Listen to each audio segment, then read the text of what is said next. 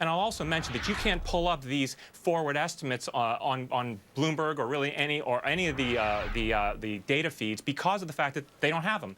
But we actually have our own estimates from that time, and that's actually what we found. The other thing that I would tell you is that if you look at the stocks on a fundamental basis, there's one very important thing that they're missing. What they are missing is the fact that new home prices have dramatically outpaced existing home prices. And the reason for that is because you have a very constricted mortgage market today.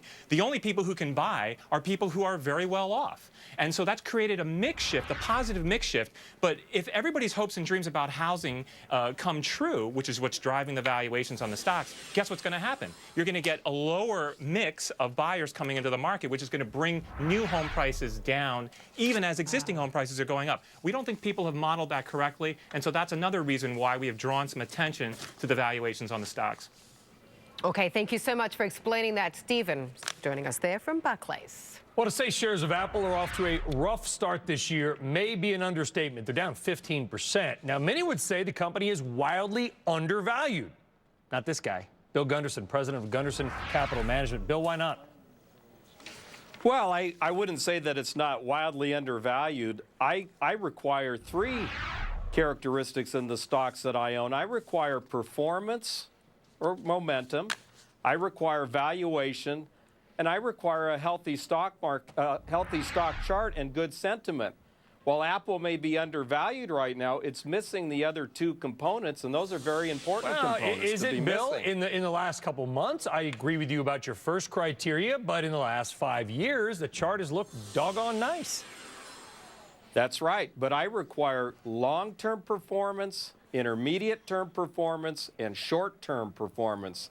I have a momentum grade of F+ on Apple right now. I sold Apple at 650, and I've been right all the way down to 450. I don't see Apple regaining that sentiment. I don't see the relative short-term performance coming back. And I don't see the chart getting healthy anytime soon. So you think it's still searching for a bottom. Where, if you had to make a guesstimate, Bill, where do you think that bottom might be? How much more do you think is going to fall? Well, I think Apple will eventually pull a Netflix. Netflix had a much further drop than Apple. Netflix finally found a bottom in the $50 area after falling from $317. Netflix finally found a sideways base. Netflix rose up to #1 on my Best Stocks Now app about 3 or 4 weeks ago.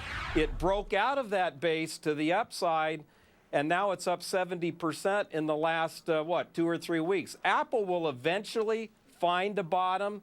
It needs to go sideways, probably for several weeks to several months, and then we have to wait for all of this negative sentiment to once again heal, and we have to wait for the stock to break out to the upside once again. And I think it's going to take some time. Hey, but Bill, before we let you go, can you give us a name that is meeting all your criteria right now?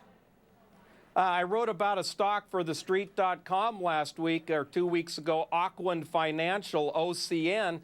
It has all those characteristics, and it's breaking out to new highs today, and it's cheaper than Apple. There you go. Thank you very much for the name, and thanks for your thoughts on Apple, Bill. Next up, a short stack with a nice run.